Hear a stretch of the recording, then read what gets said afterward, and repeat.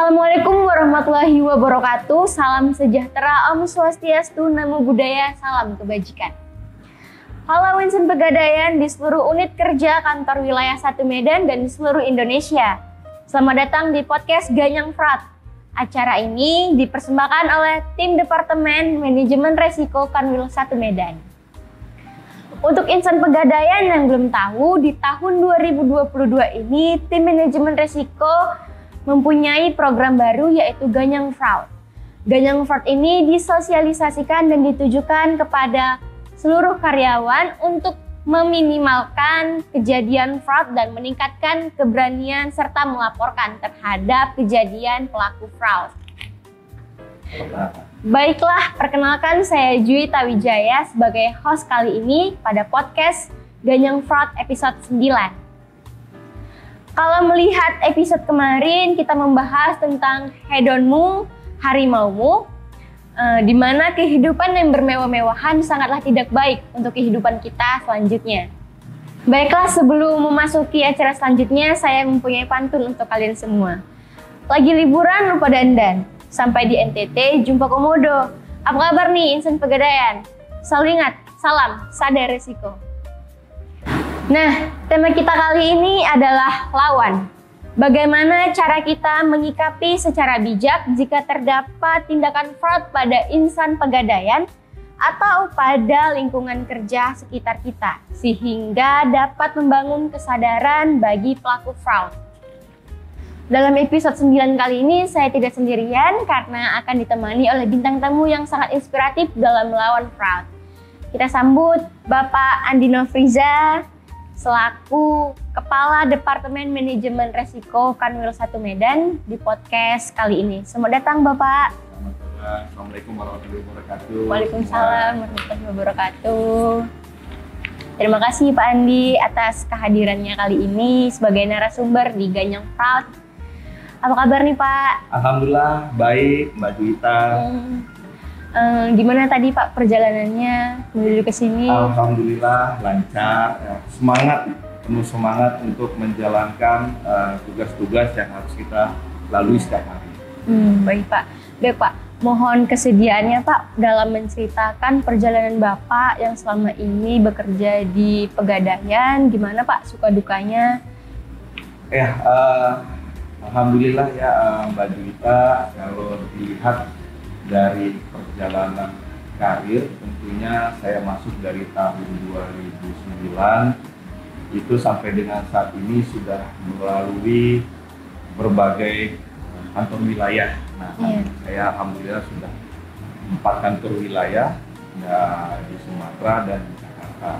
Nah, tentunya dalam bekerja dimanapun ditempatkan di level, kalau saya secara pribadi selalu menegakkan SOP atau standar operasional prosedur dari masing-masing produk dan menjalankan operasional tentunya penuh integritas, penuh kedisiplinan, mencegah dari mana terjadinya menutup peluang-peluang fraud itu kita harus minimalisir. Itu sih Mbak Juwita. Iya. Baik Pak, sangat menarik sekali perjalanan kerja Bapak di Pegadaian. Baik, kita akan masuk sesi pertanyaan nih Pak. Menurut Bapak, seberapa fatal sih Pak tindakan fraud dan siapa saja yang mungkin bisa terimbas dalam tindakan fraud ini Pak?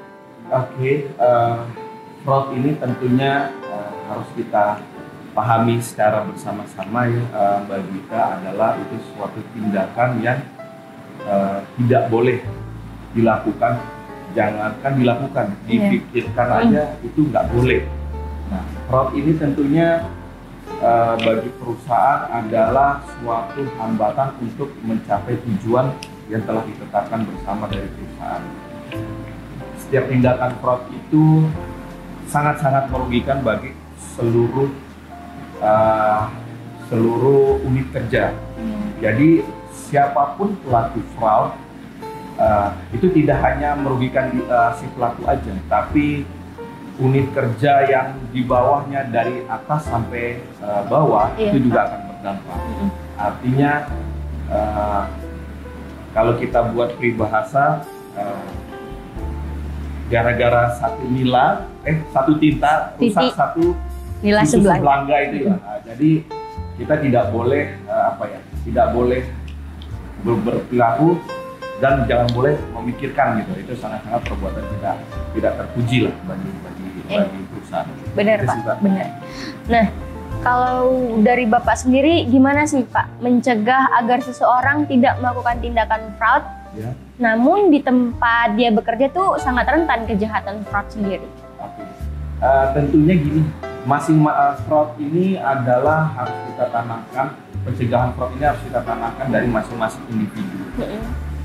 Setiap level, setiap tupoksi dari level individu itu harus mempunyai integritas. Iya benar. Tentunya saat ini kita sudah mempunyai budaya perusahaan yaitu akhlak, di mana pertama adalah amanah. Nah, di dalam amanah ini harus kita jaga juga, kita tanamkan juga itu perilaku integritas. Nah, setiap integritas itu adalah perbuatan jujur. Semua perbuatan atau semua dalam melakukan operasional tentunya kalau tidak ditanamkan budaya integritas yang baik, budaya kejujuran baik, percuma kita campaign anti fraud ini. Balik ke diri kita masing-masing adalah menanamkan integritas di segala persoalan, baik di dalam pekerjaan, baik di dalam kehidupan sehari, bahkan di kehidupan berkeluarga. Benar, Pak. Dengan kita mempunyai integritas yang baik, tentunya saya yakin peluang-peluang terjadi fraud ini itu tidak ada. Karena apa? Kita sudah sadar akan ini berdampak kepada keseluruh insan pegadaian, apalagi berdampak juga ke keluarga apabila fraud itu terjadi. Nah, artinya setiap integritas baik di dalam perusahaan, baik di dalam kehidupan sehari-hari, baik di dalam kehidupan berkeluarga, itu yang harus kita jalankan. Jadi integritas adalah nomor satu bagi saya. Integritas ya Pak ya. Iya. Nah, bicara mengenai tindakan fraud seperti yang kita ketahui, yang Bapak bilang tadi juga banyak merugikan dari atas sampai ke bawah. Nah, bagaimana caranya menyikapi hal ini dengan bijak Pak? Jika terdapat insan pegadaian ketahuan nih melakukan tindakan fraud, gimana nih Pak? Ya, tentunya tadi ya perusahaan sendiri itu adalah tidak mentolerir apapun kegiatan fraud.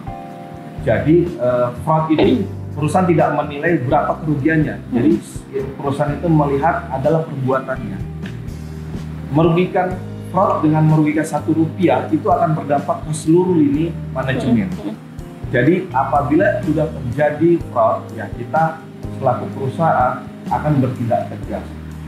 Pertama, kita akan menginvestigasi, melawan namanya fraud, apa penyebabnya ini sih insan pegadaian atau oknum insan pegadaian ini melakukan fraud. Tentunya fraud ini banyak, saya yakin banyak dari latar belakang.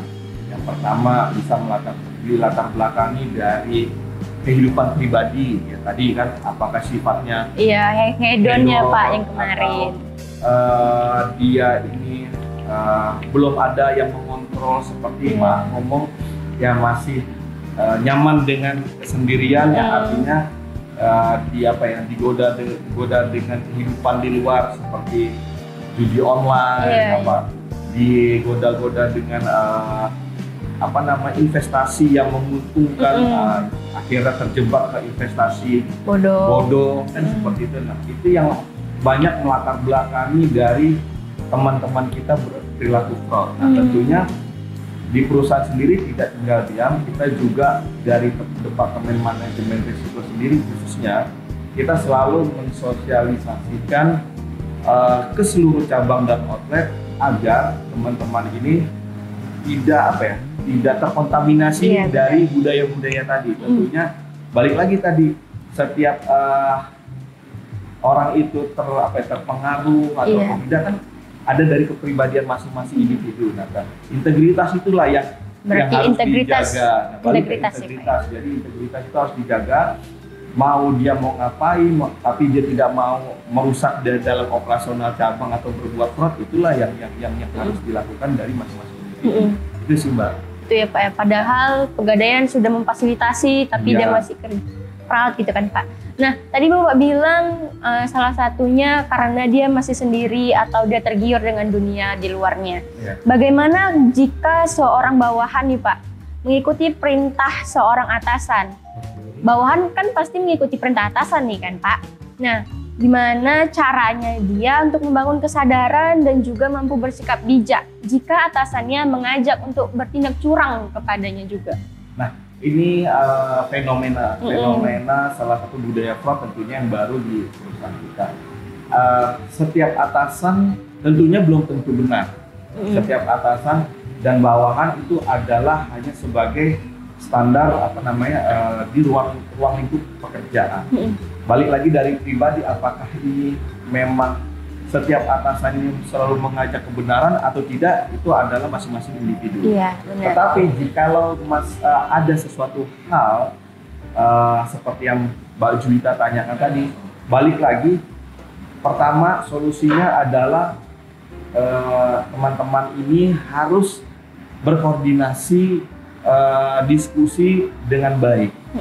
Yaitu kalau misalnya menyarankan yang tidak baik ke arah fraud, tentunya harus mengingatkan. Iya. Jadi mengingatkan ini tidak hanya atasan dan bawahan, tapi seluruh lini kerja antara atasan dan bawahan, bawahan atasan, sesama rekan kerja pun seperti itu. Antara kiri dan kanan harus saling mengingatkan. Nah, apabila kita melihat nih gejala-gejala awal yang ini nggak benar nih, gitu kan, nggak benar, dan ini kalau kita biarkan, ini akan berdampak nih pasti ke perilaku-perilaku yang melenceng. Itu harus ada saling mengingatkan. Nah, tetapi kalau kita sudah mengingatkan, sudah saling berkoordinasi, berdiskusi, tetapi masih saja terjadi, masih saja mengajak yang tidak benar atau ada unsur fraud, ini kita kan ada level berjenjang. Kalau dari level cabang, tadi pemimpin cabang yang mengarahkan, berarti yang bawahan ini harus melaporkan lagi ke jenjang lebih atas, yaitu deputi bisnis. Ya, berkoordinasi, meningkatkan eskalasi kalau terjadi instruksi yang tidak benar dari atasan secara langsung.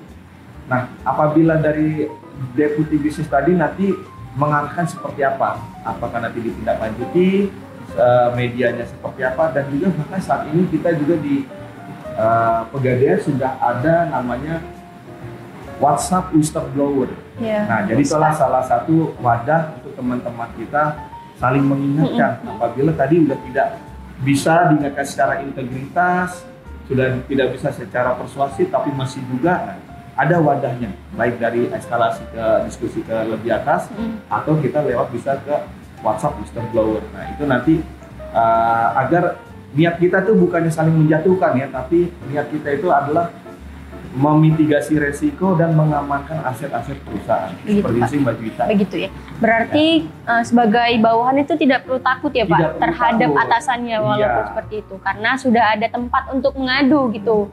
Nah Pak, tadi kan kita bicara tentang imbasnya karyawannya kan Pak. Nah, jika suatu unit kerja terdapat tindakan fraud nih Pak, yang dilakukan oleh satu karyawan, apakah karyawan lain juga berdampak pada kejadian ini Pak? Tentunya sangat-sangat berdampak. Khususnya di tahun 2022 ini, KPI unit kerja itu apabila terjadi fraud di satu unit kerja, akan mempengaruhi nilai KPI unit kerja tersebut yang sudah diraih dan dikurangi. Nah, satu tindakan fraud di satu unit kerja akan berdampak ke seluruh satu unit kerja. Pertama, bisa dilihat dari leveling pengawasan melekat dari pemimpin cabang dahulu. Yang kedua, pengawasan dari level pengelola UPC. Yang ketiga, dilihat dari pengawasan level dari unit kerja kasir. Di manakah letak tindakan fraud ini nanti akan diusut nih ke seluruh level di satu unit kerja. Artinya satu kegiatan fraud, misal satu kegiatan fraud ini nilainya 1 juta, itu akan berdampak kita harus mengganti senilai OSL 400 juta. Wow. Nah, jadi besar, Pak, ya? sangat besar. impact-nya. Dan juga tentunya bukan hanya ke unit kerja sendiri, tentunya ini akan juga merugikan ke keluarga. Nah, keluarga si pelaku fraud, keluarga si teman-teman dari unit kerja itu tersebut. Satu, bisa aja nanti pengurangan bonus, bisa aja pengurangan PL unit kerja. Nah, itulah dampak fraud yang cukup luas. Dan juga tentunya akan merugikan dari sisi KPI unit kerja secara keseluruhan, baik dari unit kerja cabang, dari UPC, cabang, wilayah tentunya sampai ke pusat. Nah, ini yang sangat-sangat merugikan. Bagi saya tentunya tadi balik lagi ke masing-masing tupoksi menjalankan tugas sesuai dengan kewenangannya, menjalankan pengawasan secara keseluruhan. Artinya dari pengelola UPC itu pengawasannya seperti apa, dari level pengelola gudang pengawasannya seperti apa, level pemimpin cabang pengawasannya secara melekat seperti apa, dan deputi bisnis juga pengawasan melekatnya seperti apa, itu harus dijalankan karena semua sudah diatur sesuai tupoksinya, sesuai dengan SOP-nya. Insya Allah kalau pribadi saya secara menjalankan berkarya di Pegadaian, itu aja dijalankan sesuai tupoksi dan SOP yang telah dibuat, insya Allah aman. Aman ya Pak ya? Fungsi pengawasan melekat itu adalah sebagai tools pemimpin unit kerja, bukan pincap sendiri. Pengelola UPC itu juga bisa menjalankan fungsi pengawasan melekat, yaitu memeriksa barang jaminan yang ada di unit kerjanya. Apabila sering melakukan pengawasan, tentunya gelagat-gelagat yang meminimalkan tadinya, ya Pak ya? Iya, itu pasti ketahuan. Nah, itu pengalaman dari saya, itu pasti ketahuan. Ketahuan secara dini adalah suatu mitigasi risiko untuk memfilter dari kerugian yang berdampak besar dari perusahaan nantinya. Nah, itulah fungsi-fungsi sebagai unit kerja. Berdampak luas, sangat-sangat berdampak luas. Sangat berdampak iya. ya Pak. Nah, saya juga pengen tahu nih Pak, jika ada karyawan yang terkena kejahatan tindakan fraud ini Pak, apakah sikap Pegadaian langsung diberi SP1 atau langsung dipecat nih Pak? Atau dia mungkin bisa langsung dijebloskan dalam penjara? Ini gimana ya sikapnya? Ya, kalau itu ada mekanismenya, ada peraturan SOP-nya. Jika seseorang ketangkap dari suatu fraud, tentunya leveling pertama adalah dari level SPI. Diperiksa dulu dari level SPI. Setelah dari level SPI tentunya nanti untuk melihat berapa nilai kerugian perusahaan yang diperbuat oleh si pelaku fraud. Setelah sudah muncul dari laporan hasil pemeriksaan, nanti akan kita naikkan dari level MDW. Dari level MDW inilah nanti dilihat. Tentunya dari level fraud ini sudah ada aturannya, dampaknya atau hasil akhirnya, yaitu di suatu rumusan di PKB kita. Contoh, jika seseorang pelaku fraud ini berbuat curang, misal dia fiktif, tentunya di PKB sudah ada konsekuensinya, konsekuensi hukumannya, yaitu 1 PHK atau SP3. Oh, langsung 3 Pak ya? Ya, dan apabila ini ada unsur fraudnya yang tidak bisa diselesaikan si pelaku fraud dari nominal yang dia hasilkan, nah tentunya ini akan harus dilakukan pelaporan oleh yang berwajib. Itu aturannya, supaya apa? Berdampak nanti penggantian dari perusahaan. Nah, sudah banyak kok kita teman-teman kita yang berlaku fraud itu sekarang mendekam, diproses secara hukum dan mendekam di penjara. Nah, itu suatu sebenarnya kita miris dan sedih hal-hal itu.